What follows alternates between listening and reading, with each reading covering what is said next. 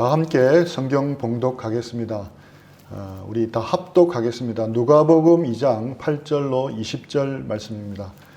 우리 다 함께 합독하겠습니다. 누가복음 2장 8절로 20절 말씀입니다.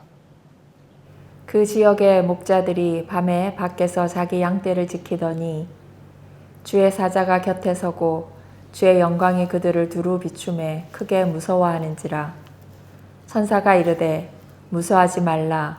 보라, 내가 온 백성에게 미칠 큰 기쁨의 좋은 소식을 너에게 전하노라. 오늘 다윗의 동네에 너희를 위하여 구주가 나셨으니 곧 그리스도 주시니라. 너희가 가서 강보에 쌓여 구유에 누워 있는 아기를 보리니 이것이 너에게 표적이니라 하더니 호련히 수많은 천군이 그 천사들과 함께 하나님을 찬송하여 이르되 지극히 높은 곳에서는 하나님께 영광이요 땅에서는 하나님이 기뻐하신 사람들 중에 평화로다 하니라. 천사들이 떠나 하늘로 올라가니 목자가 서로 말하되 이제 베들레헴으로 가서 주께서 우리에게 알리신 바 이 이루어진 일을 보자 하고 빨리 가서 마리아와 요셉과 구유에 누인 아기를 찾아서 보고 천사가 자기들에게 이 아기에 대하여 말한 것을 전하니 듣는 자가 다 목자들이 그들에게 말한 것들을 놀랍게 여기되 마리아는 이 모든 말을 마음에 새기어 생각하니라. 목자들은 자기들에게 이르던 바와 같이 듣고 본 그 모든 것으로 인하여 하나님께 영광을 돌리고 찬송하며 돌아가니라. 아멘. 아멘. 오늘은 이 말씀으로 크리스마스에 만나는 하나님에 대해 말씀을 나누기를 원합니다. 첫째, 가장 좋은 선물을 주시는 하나님입니다. 누가복음 2장 10절 말씀입니다. 천사가 이르되 무서워하지 말라. 보라, 내가 온 백성에게 미칠 큰 기쁨의 좋은 소식을 너에게 전하노라. 온 백성에게 미칠 큰 기쁨의 좋은 소식이 무엇이겠습니까? 크리스마스는 하나님이 우리에게 가장 큰 선물을 주신 날입니다. 산타가 우리에게 선물을 주는 날이 아닙니다. 하나님이 우리에게 가장 큰 선물을 주신 날입니다.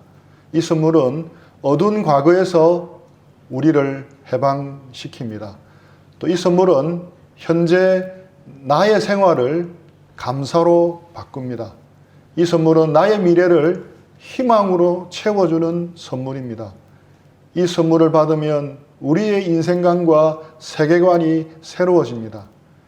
이 선물을 받은 사람들은 마음 깊은 곳에서 우러나오는 평화를 누립니다. 샘솟는 기쁨을 누립니다. 이 선물을 받으면 하나님을 사랑하게 됩니다. 또 이 선물을 받으면 사람들을 사랑하게 됩니다. 저는 지금껏 살아오면서 이 선물을 받은 것을 후회하는 사람을 본 적이 없습니다. 이 선물의 가치는 죽음의 자리에서 더욱 위력을 발휘하게 됩니다. 이 선물은 우리로 죽음을 두려워하지 않게 합니다. 죽음의 순간에도 우리의 사랑하는 사람들에게 부활의 아침에 다시 만나자고 인사하며 세상을 떠날 수 있게 합니다. 이러한 선물을 받고 싶지 않습니까? 이 선물이 무엇이겠습니까? 이 선물은 바로 예수 그리스도입니다. 천사가 전한 온 백성에게 미칠 큰 기쁨의 좋은 소식은 바로 예수님입니다. 예수 그리스도를 통해 주시는 하나님의 구원입니다. 하나님에게 가장 소중했던 것이 무엇이겠습니까? 바로 예수 그리스도였습니다. 크리스마스는 바로 그 소중한 것을 우리에게 내어주신 날입니다. 우리 요한복음 17장 24절입니다. 아버지여, 내게 주신 자도 나 있는 곳에 나와 함께 있어 아버지께서 창세전부터 나를 사랑하심으로 내게 주신 나의 영광을 그들로 보게 하시기를 원하옵나이다. 아버지께서 창세전부터 나를 사랑하심으로 라고 말씀합니다. 성부 하나님은 성자 하나님이신 예수님을 사랑하셨습니다. 또 아들은 아버지를 사랑하셨습니다. 성령은 아버지와 아들을 사랑하셨습니다. 이 부분은 우리가 일전에 삼위일체에 대해 말씀을 나눌 때 다루었습니다. 요한 1세에서 하나님은 어떤 하나님이라고 말씀하고 있습니까? 하나님은 사랑이시다라고 합니다. 마틴 로이드 존스 목사님의 말을 인용해 보겠습니다. 영원하신 하나님이 사랑이시라면 그분은 창조 전부터, 시간이 존재하기 전부터 계속해서 사랑을 해 오셨습니다. 그런데 사랑에는 반드시 대상이 필요합니다.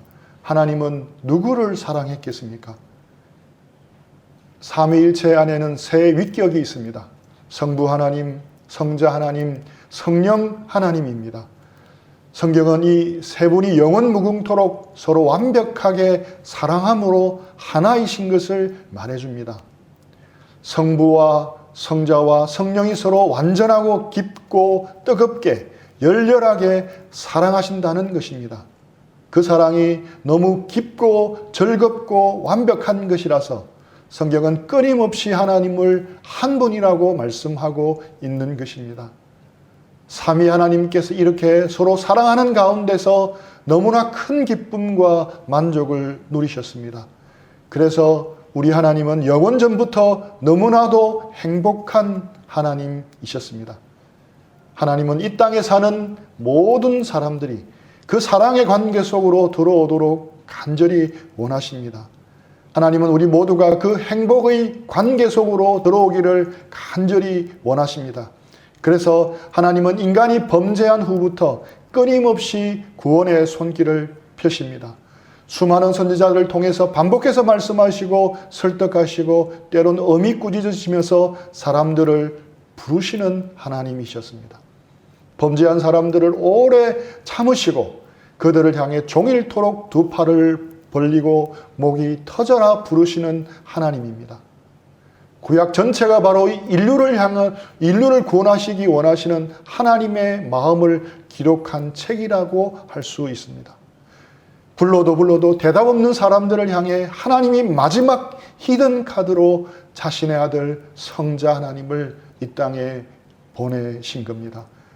그날이 바로 첫 번째 크리스마스였습니다. 하나님은 우리가 예수님을 믿기를 원하셨습니다. 예수님을 믿어서 바로 삼위의 하나님의 관계 안으로 들어오기를 원하시는 것입니다. 예수님을 믿어서 그 행복의 관계 속으로 들어오기를 원하시는 겁니다. 그 사랑의 공동체 안으로 우리를 들어오라고 하시는 겁니다. 원래 삼위 하나님만이 누리시던 그 영원한 사랑의 기쁨 안으로 들어오라고 초청하시는 겁니다. 예수님을 믿은 사람에게는 어떤 일이 벌어집니까? 성부 하나님께서 성자 예수님을 사랑하는 만큼 사랑받습니다. 성부 하나님께서 예수님을 사랑하는 사랑을 우리도 받고 누리게 되는 겁니다. 예수님께서만 성부 하나님을 아버지여라고 부르실 수 있었습니다. 천사도 그렇게 부를 수가 없었습니다. 하지만 우리가 그 관계 속에 들어갔기 때문에 우리 역시 성부 하나님을 아버지라 부를 수 있게 된 겁니다. 그래서 이 모든 것의 시작인 예수님의 탄생이 그토록 소중한 겁니다. 그래서 온 백성에게 미칠 큰 기쁨의 소식이 되는 겁니다. 첫 번째 크리스마스 밤에 아름다운 찬양을 올려드린 수많은 천군 천사들이 있었습니다. 두려움을 자아내었던 영광스러운 모습들이었습니다. 그런데 그 영광스러운 천군 천사들도 누릴 수 없었던 것이 복음입니다. 오직 예수님 믿은 사람들만이 그 사랑의 교제 안으로 들어갈 수 있습니다. 오직 예수님을 믿은 사람들만이 하나님을 아버지라고 부를 수 있는 겁니다.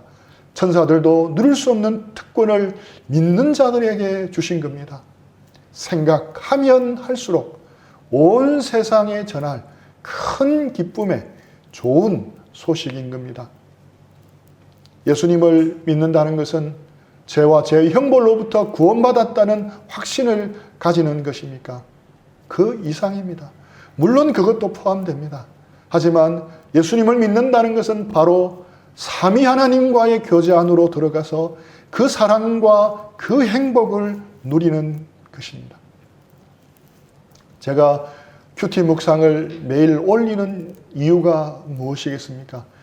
우리가 큐티를 왜 강조하겠습니까? 우리가 매일 성경을 읽는 이유, 우리가 매주일 힘과 정성을 들여서 예배를 드리는 이유는 바로 예수님을 잘 믿기 위해서입니다. 예수님을 믿는다는 것은 바로 삼위의 하나님과의 교제 안으로 들어가는 것입니다. 이번 크리스마스에는 주님과 더욱 가까워지고 주님과 교제를 더 누리는 크리스마스가 되기를 축복합니다. 둘째, 크리스마스에서 만나는 하나님은 겸손한 하나님입니다. 누가복음 2장 8절로 9절 말씀입니다. 그 지역의 목자들이 밤에 밖에서 자기 양떼를 지키더니 주의 사자가 곁에 서고 주의 영광이 그들을 두루 비추매 크게 무서워하는지라.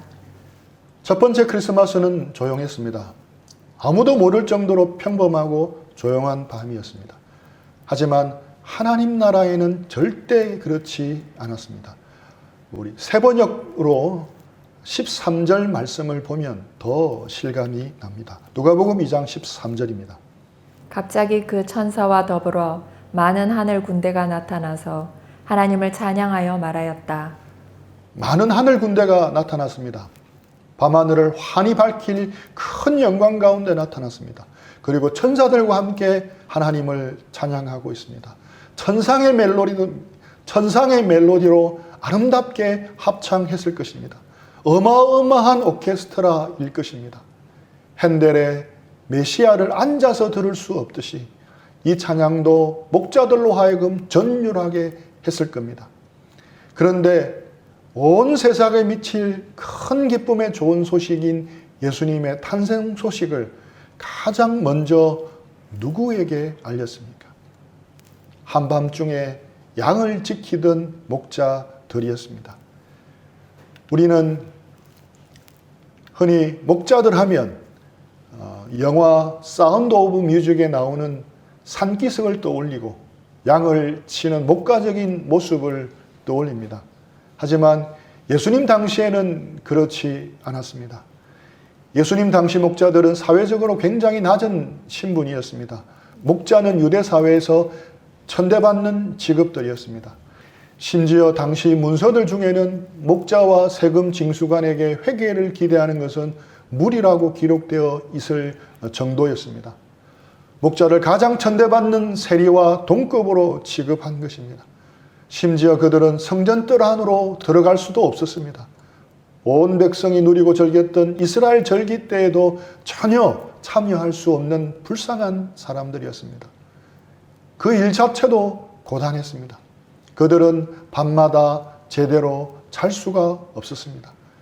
남들이 다 자고 있던 밤에 그들이 천군 천사들을 만났던 이유가 여기 있었습니다. 우리의 양을 넣고는 그 양 우리 입구에 쪼그리고 잤습니다. 바람이 불어도 날이 추워도 온몸으로 견뎌야 했습니다. 게다가 낮에는 양들을 몰고 물과 풀이 있는 곳으로 다 다녀야 했습니다. 뜨거운 떼약볕을 온몸으로 받아야 했습니다. 언제나 그들 몸에서는 짐승의 오물 냄새가 배어 있었습니다. 또 그들에게는 그 삶에서 벗어날 희망도 별로 없었습니다. 평생 양들과 함께 살아야 했습니다. 때론 양들이 남의 밭에 들어가 망치면 손해배상도 해야 했습니다. 사람들은 목자들을 남의 밭을 망가뜨리는 부도덕한 사람이라고 비판하기 일쑤였습니다. 뿐만 아니라 그들은 신뢰할 수 없는 사람들로 간주되어서 법정에서 정인으로 설 수도 없었습니다. 한마디로 말하면 그들은 사회에서 멸시받고 천대받고 냉대받는 사람들이었습니다. 사람 대접 제대로 받지 못하는 사람들이었습니다. 그런데 하나님은 이런 사람들에게 예수님의 탄생을 맨 먼저 알려주셨습니다. 아마 천사들도 의아했을 겁니다. 자신들의 공연을 듣는 청중을 곁눈질하면서 의아해했을 것입니다. 예루살렘에 있는 고위 관리들, 대제사장들, 바리새인들, 유력한 부자들이 억수같이 모여서 듣고 박수갈채와 앵콜 소리를 외치는 것을 천사들이 기대했는지도 모릅니다. 그런데 목자들 몇 명뿐이었습니다. 목자들은 가난했습니다. 그들은 동방박사처럼 나신 구주께 드릴 것도 아무것도 없었습니다. 오로지 하나님께 영광을 돌리며 찬송하는 것 외에 할 수 있는 것이 없었던 사람입니다. 온 세상에 미칠 큰 기쁨의 소식을 전하기에 부적합해 보이는 사람들이었습니다. 누가 천대받는 목자들의 말을 듣겠습니까? 하나님은 왜 그랬겠습니까? 하나님은 왜 목자들에게 이 놀라운 소식을 처음 전했겠습니까? 우리가 첫 번째 크리스마스에서 만나는 하나님은 겸손한 하나님입니다. 그래서 가난한 자들의 하나님입니다. 첫 번째 크리스마스를 누렸던 사람들은 하나같이 가난한 사람들이었습니다. 동방박사를 제외하고 말입니다. 목자들이 그랬습니다. 요셉과 마리아 역시 가난했습니다. 8일 후에 성전에서 만난 시므온과 안나 역시 나이 많고 가난한 사람들이었습니다. 우리가 첫 번째 크리스마스에서 만나는 하나님은 가난한 자들의 하나님이셨습니다. 하나님은 가난한 자들의 하나님이 되시기 위해 겸손을 선택하셨습니다. 겸손한 하나님. 이 세상 어떤 다른 신에도 사용되지 않는 말입니다. 겸손한 알라신, 겸손한 염라대왕 등 겸손이란 수식어는 다른 어떤 신에게도 붙이기 부적합한 단어입니다. 공연장에서 인기 아이돌들이 무대에 등장할 때는 불꽃이 터지고 하얀 바람도 터지고 조명도 터지고 음악 소리와 함성 소리도 터집니다.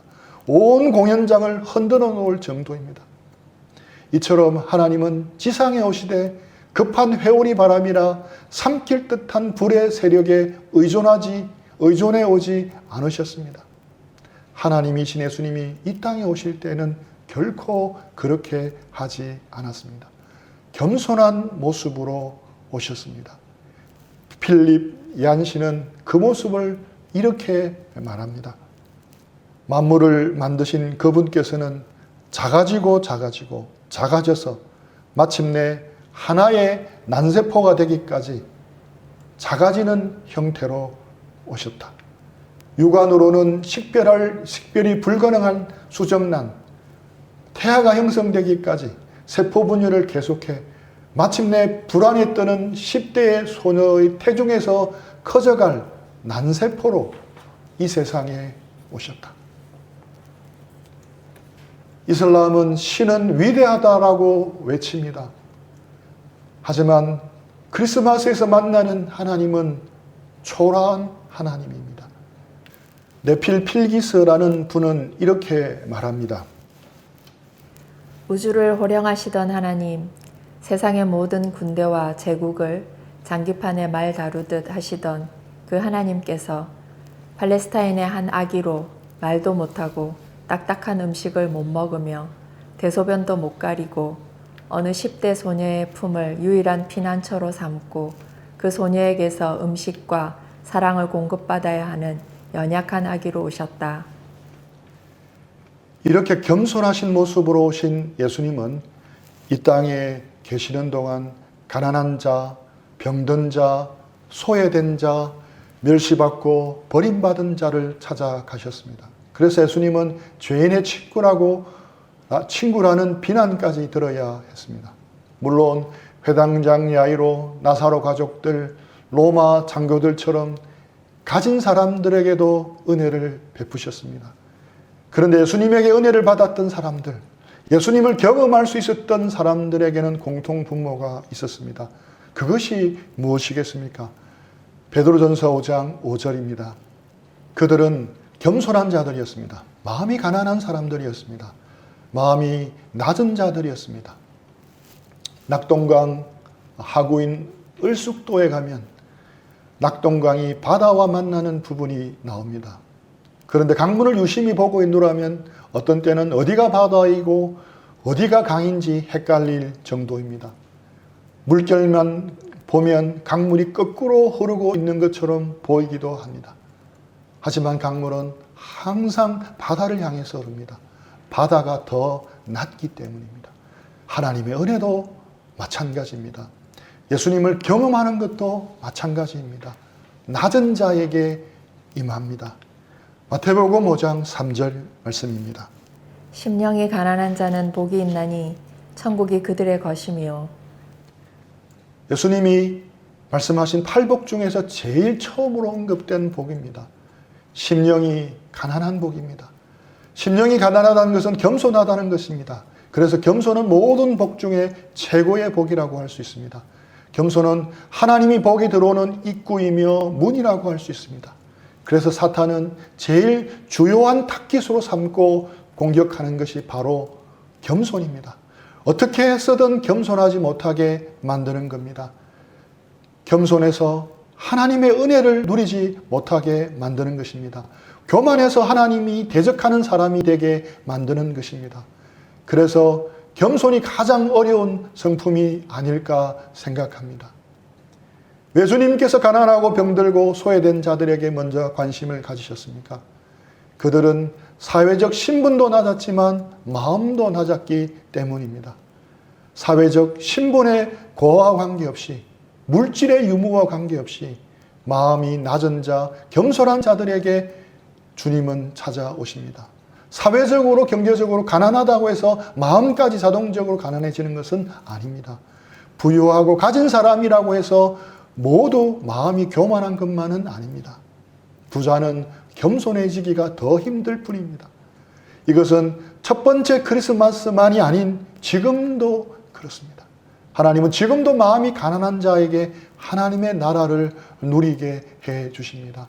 마음이 겸손한 자에게, 마음이 겸손한 사람에게 은혜를 베푸십니다. 오늘날 많은 사람이 예수님을 믿지 못하는 이유는 마음이 겸손하지 못하기 때문입니다. 나의 생각이나 경험을 포기하지 않고 고집을 부리기 때문입니다. 오늘날 많은 사람들이 교회는 다니지만 하나님의 은혜를 경험하지 못하는 이유는 마음이 겸손하지 못하기 때문입니다. 교만하기 때문입니다. 저는 대학교 때 처음 여러 해 동안 예수님 믿는 것 때문에 집안에서 어려움이 좀 있었습니다. 그 시기에는 마음이 가난했기에 예배 드릴 때도 사도신경만 외워도 눈물, 콧물, 범벅이 될 때가 자주 있었습니다. 형제자매들이 모여서 찬양만 부르는 자리에 앉아도 눈물이 날 때도 있었습니다. 지금 러시아나 중국 오지의 지하교회에 가면 예배를 마쳤는데도 성도들이 돌아가지 않는다고 합니다. 은혜의 목이 말라서 한 번의 예배로 돌아갈 수 없다는 겁니다. 일주일에 한 번, 1시간 예배로 만족할 수 없다는 겁니다. 하나님은 이런 갈급한 자, 심령이 가난한 자, 목마른 자에게 은혜를 베푸십니다. 성령으로 역사해 주셔서 동일한 설교를 듣고도 더 큰 은혜와 감동을 주시는 겁니다. 신앙생활을 하다 보면 위험한 시기가 찾아옵니다. 그 중에 하나가 영적인 가난함이 사라지는 것입니다. 갈급함이 사라지는 것입니다. 예배를 드리고 교회를 오가지만 영적 배고픔이 없어지는 겁니다.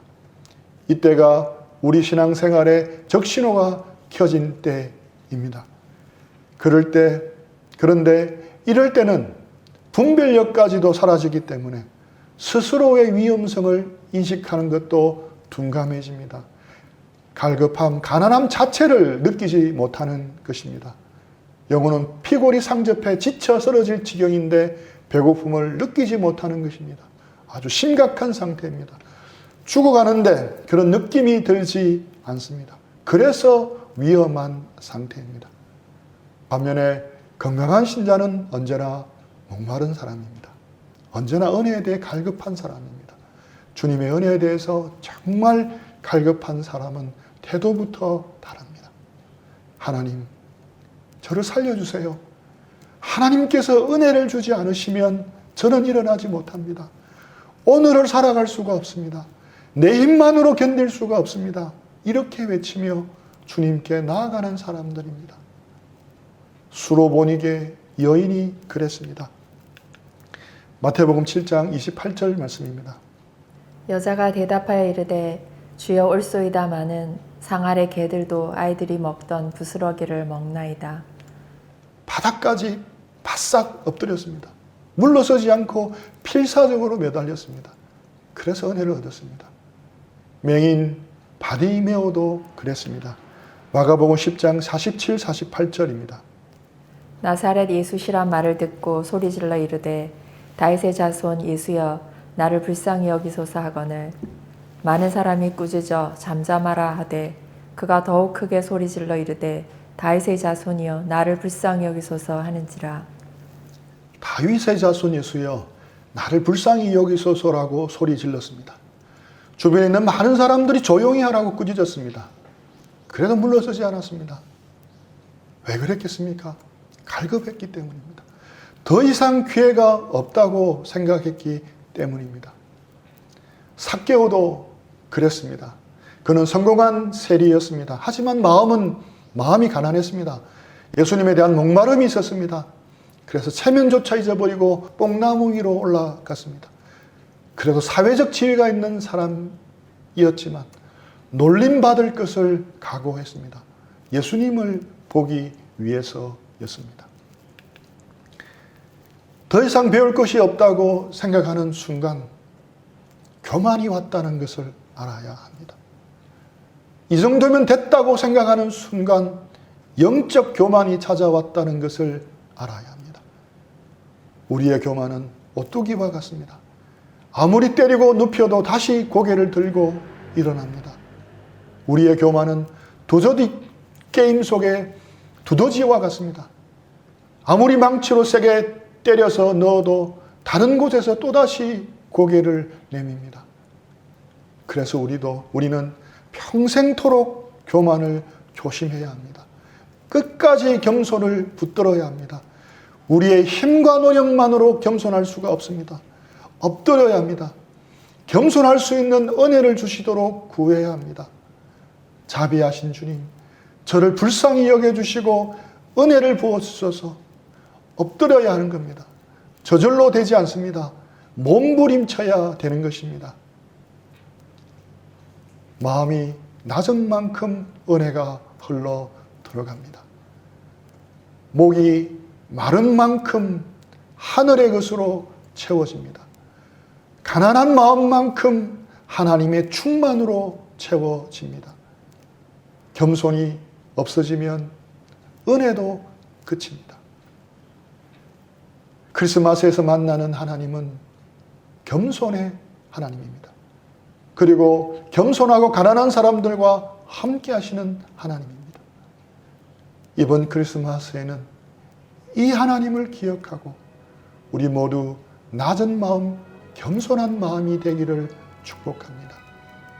만왕의 왕이시지만 말구유까지 낮아지신 주님을 닮아 겸손한 마음을 주시도록 기도하는 크리스마스가 되기를 축복합니다. 그래서 하나님이 주시는 은혜를 한껏 누리시기를 축복합니다. 하나님과 하나님의 말씀에 갈급하고 목이 마르는 복이 있기를 축복합니다. 가난한 마음으로 하나님으로 충만하게 채워지고 천국을 누려가기를 축복합니다. 자비하신 우리 주님께서 우리 모두를 불쌍히 여겨주시고 은혜를 베풀어 주시기를 축복합니다. 우리 들은 말씀 생각하면서 잠시 기도하고 적용하는 시간들을 드리겠습니다.